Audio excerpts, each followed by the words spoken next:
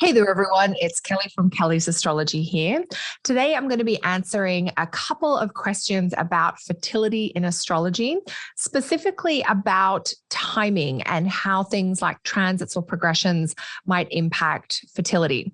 So, fertility in astrology is a bit of a specialized topic, but it is something I've done a fair amount of work with clients over the years. So, I'm always happy to share what I've noticed and what my experiences are, and certainly point you towards some of the techniques that I've found really helpful in this space. So if you're interested in fertility and astrology, this video might have some good info for you.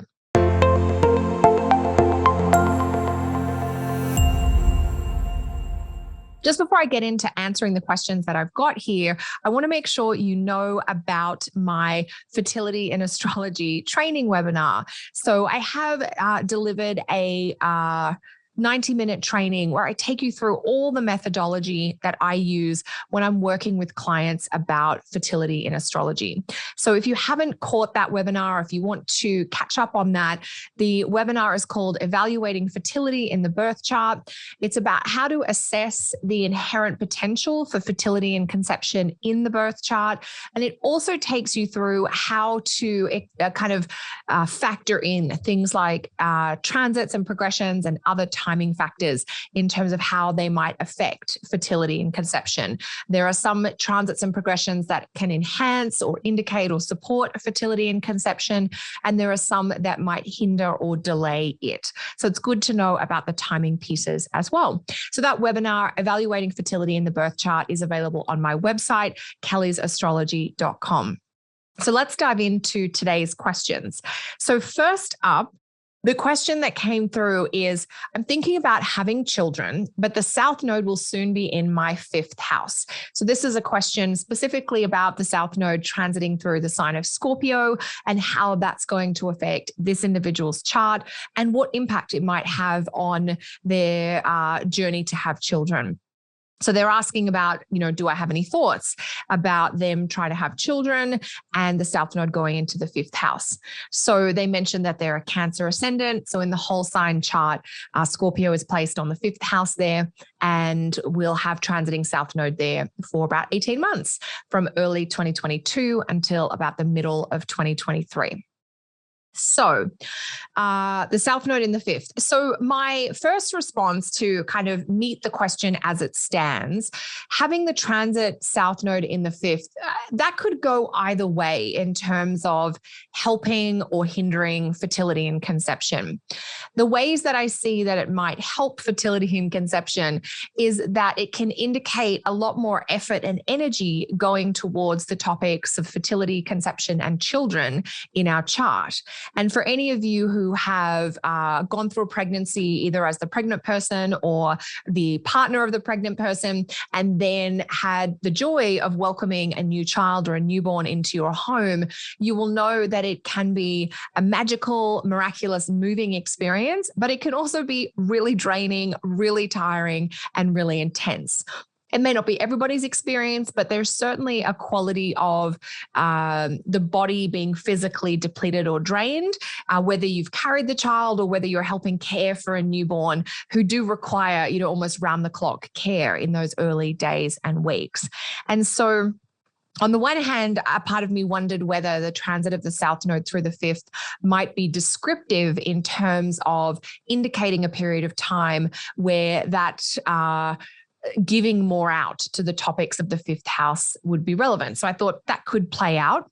The other side of it, where it could be a hindering influence, is where the South Node might deplete or diminish your inherent fertility or your ability to conceive or to carry a child or create a child, with a partner.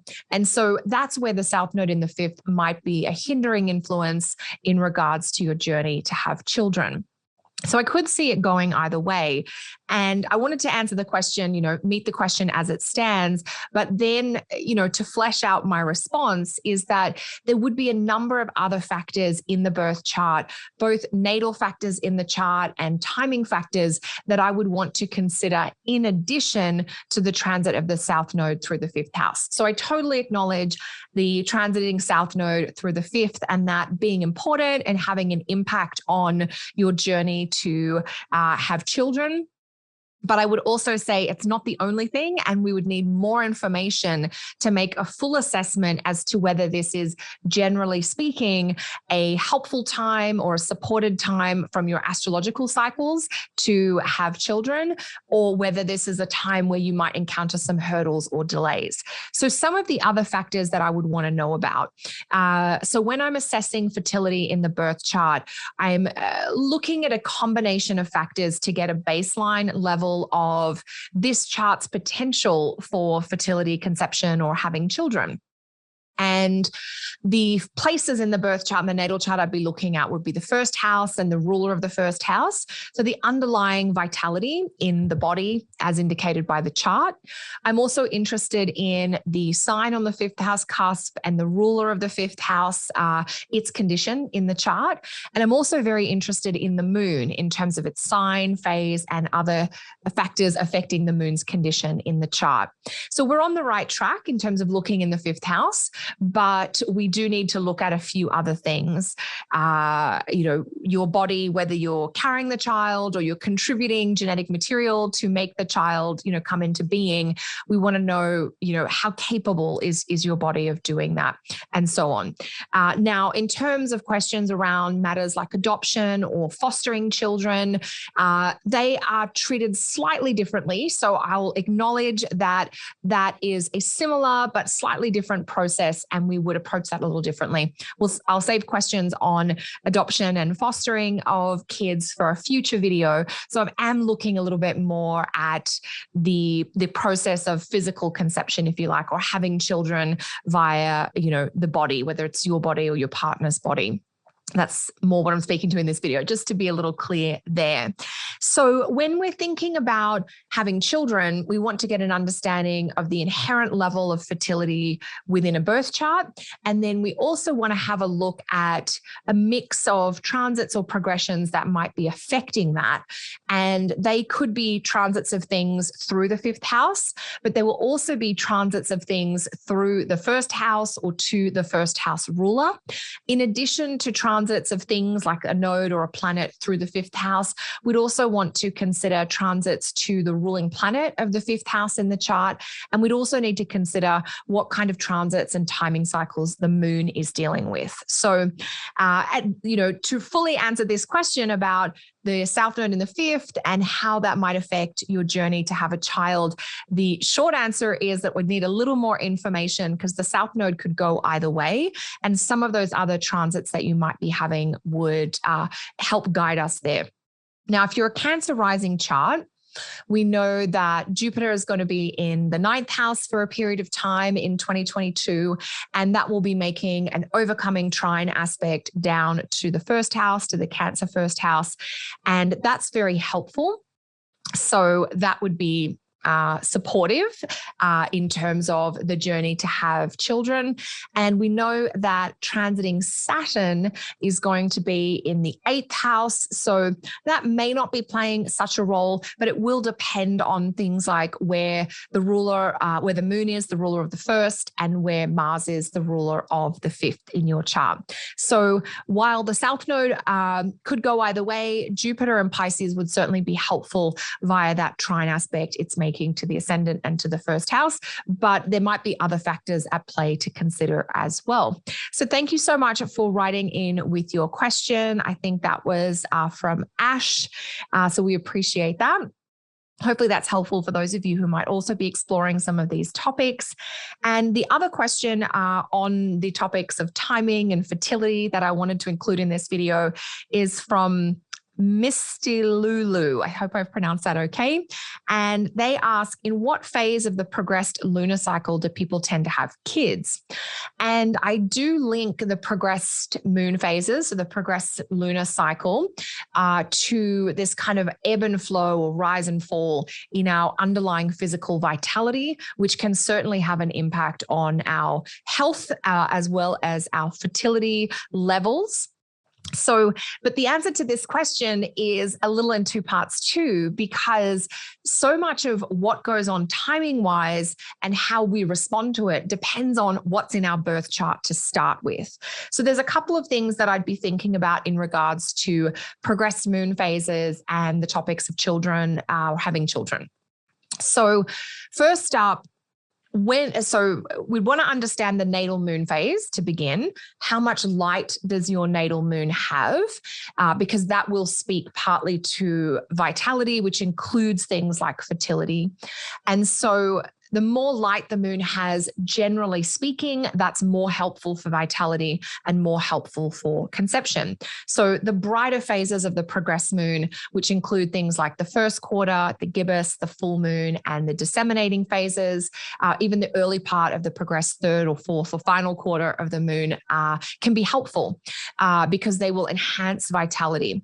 But if you have a good underlying level of light in the moon phase in your natal chart, you may not rely on the progressed moon bringing in so much light. You may not need it as much as other moon phases might. And so it may be necessary to see the progressed moon in a bright phase, but it may not, depending on the natal chart. The other side of it is that for a birth chart where there's a fair or decent or functional amount of fertility indicators in the natal chart as is, I do see some people conceiving or having their families, dealing with newborns in the home when the progressed moon is going through the balsamic moon phase. Now, that's a moon phase that the moon is dark. It has very little or no light. It's a phase to do with closure and completion. And it was a little strange when I started seeing this show up in client examples. But what I noticed, and once I came to understand more about the nature of those early newborn months with a baby, is that the qualities of that progressed balsamic moon phase, the dark moon phase, they're about introspection, they're about hibernation. They often indicate a period of time where our physical health and vitality is diminished or reduced, where we feel tired or more worn out or more depleted than usual. And we're often in kind of, our life moves in smaller circles when we're in that progressed balsamic moon phase, because we kind of want to hunker down. We're very inward in our orientation or introspective. And so we get that hermit hibernating quality. And I began to understand that the nature of being at home, either late pregnancy or those first sort of few months, right up till 6 or 8 months of having a young child at home, are very much the same. You're not going out as much. You're incredibly tired or weary. And so there was some crossover that I wouldn't have thought, but seemed congruent with the symbols and the qualities of that progressed balsamic moon phase. It's not consistent enough that I would predict that across the board for everyone, but it does happen often enough that I know to have it in the back of my mind. And I would probably look for other supporting testimony, perhaps to do with transits or perfections that might be helpful or vitalizing on the fertility or the health front, in addition to that progressed balsamic moon phase. So it is one phase that people can conceive under, but I've seen people conceive under almost or have children under almost any moon phase. So it does depend on what the moon phase means in the context of your personal chart.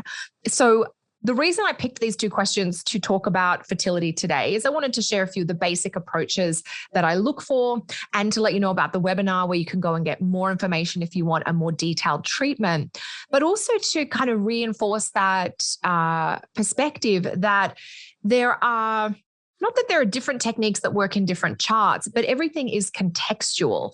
And so what might be necessary in this birth chart to help with fertility, conception, or having children might not be the same as what is helpful or conducive in this birth chart. So that's something to ponder as you navigate this space. I've also seen people have children and start their families under big transits like Saturn transits or Pluto transits.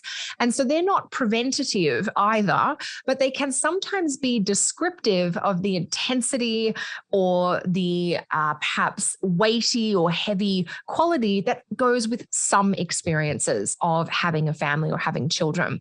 And one way you can track this is if you're lucky enough to work with clients or individuals who might have had, 2 or 3 or more children, you can have a look and see what was going on in their charts when baby number 1 arrived, when baby number 2 arrived, when baby number 3 arrived. And you start to get a sense that each child that comes in has a totally different quality of energy, but is also associated with a different experience through pregnancy and postpartum, depending on the types of transits that are happening. And this would be relevant whether you're the person carrying the child or you're the partner of the person carrying the child, because it all, we experience these things slightly differently and also according to the specific transits we're having in our own chart. So hopefully that's given you a little bit of food for thought on the fertility and astrology topic or pathway. If you do want more, pop over to my website, kellysastrology.com, and check out that webinar training, Evaluating Fertility in the Birth Chart. If you've got questions or need any clarifications about this topic or anything in the video, pop a comment below and I'll do my best to get back to you. Of course, if you're enjoying this video series, do make sure you subscribe to my channel so you get a little notification or ping every time a new video comes out. All right, that's it from me today, everyone. I'll be back again soon with more. Until then, take care.